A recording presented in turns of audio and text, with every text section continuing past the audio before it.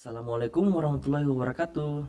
Sebelum melanjutkan videonya, untuk selalu terdepan memperoleh updatean kami, mohon untuk subscribe ya dan nyalakan loncengnya. Like jika kalian suka. Gunakan headset kalian. Selamat mendengarkan.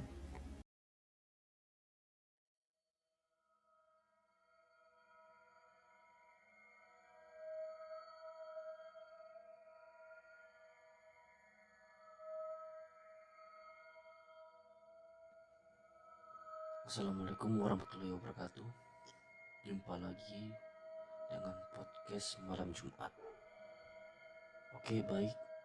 Saya Adi dari Megalodon Production. Banyak dari kalian meminta saya menceritakan masa kecil saya saat pertama kali melihat makhluk tak kasat mata melalui DM Instagram maupun email ya. Baiklah, akan saya ceritakan. Pada saat itu saya duduk di bangku kelas 1 SD. Weekend pun tiba dan ayah saya hendak mengajak kita sekeluarga menyambangi kediaman sahabatnya di daerah Suguminasa, Sulawesi Selatan, Goa. Saya tinggal di kota Makassar dan jarak antara kota Makassar ke Suguminasa itu 1 sampai 1,5 jam. Oke, singkat cerita, kami pun menyambangi kediaman sahabat ayah saya. Sebut saja namanya Om Joko. Kediaman Om Joko itu begitu mewah, dengan fasilitas kolam renang dan lapangan basket di rumahnya. Kebayang bukan gimana luasnya? Om Joko ini adalah seorang pengusaha atap kala itu. Tumpukan atap yang terbuat dari cetakan berbahan semen pada tren saat itu diletakkan di lahan yang cukup luas di samping rumahnya. Pada saat itu, orang tua saya lagi asik ngobrol dengan Om Joko. Saya diajaklah dengan anaknya Om Joko untuk bermain petak umpet. Saya, adik saya, anaknya Pak Joko namanya Heri dan Agung, Yuyun dan Yeni. Kebetulan Yuyun dan Yeni adalah anak sahabat lainnya dari Pak Joko. Kami berenam bermain petak umpet kala itu.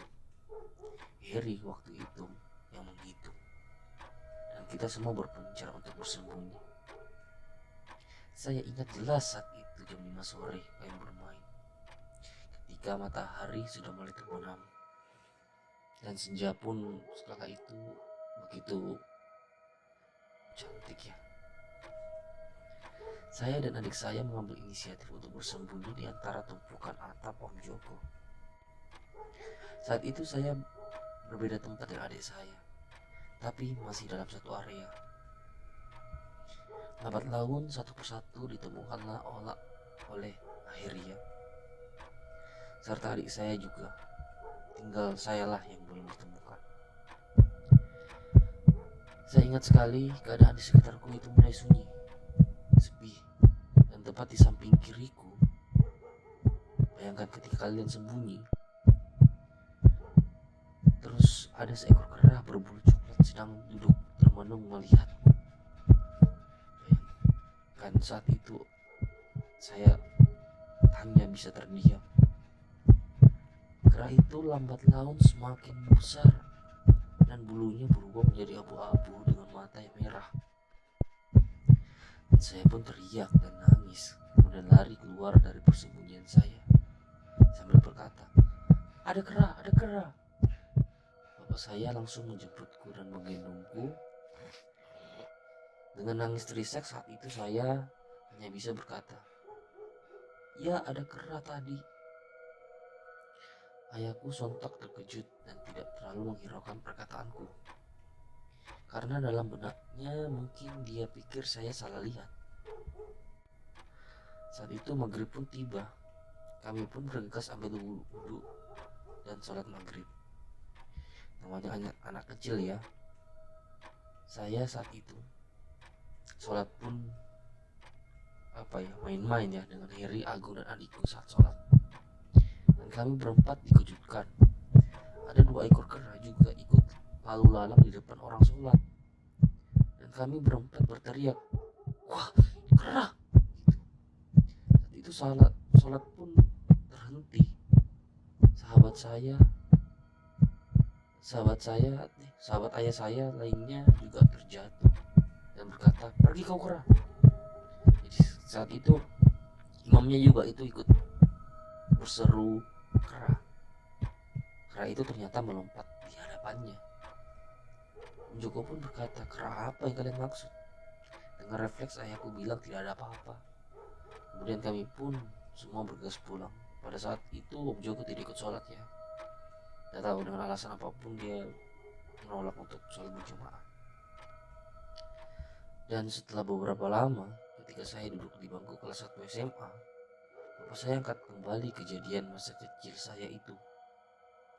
Saat itu kami makan malam bersama di rumah. Ayah saya bilang begini, "Nak, kamu ingat kamu pernah lihat kera di rumah Om Joko?" Saya pun menjawab kala itu, "Iya Pak."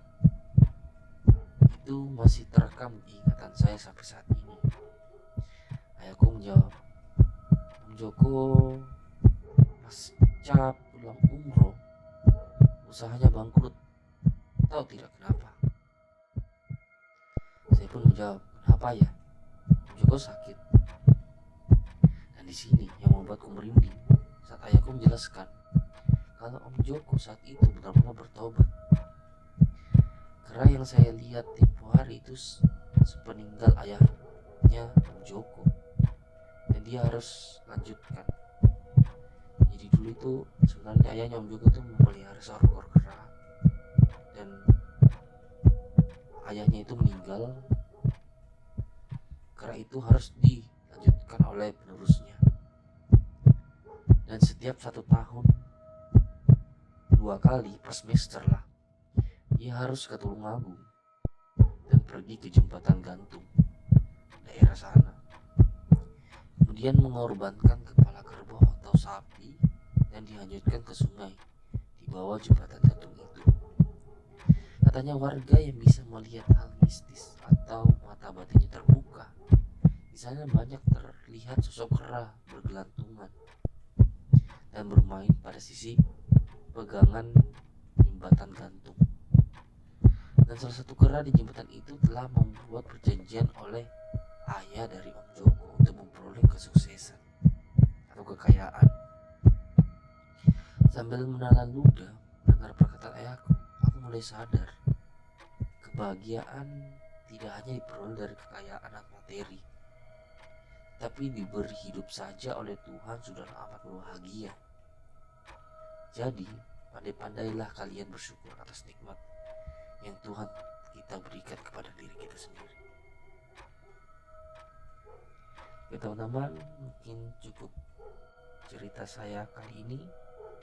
Mohon maaf jika ada kesalahan. See you to the next video. Jangan lupa untuk like, comment, dan subscribe. Oke, goodbye. Wassalamualaikum warahmatullahi wabarakatuh.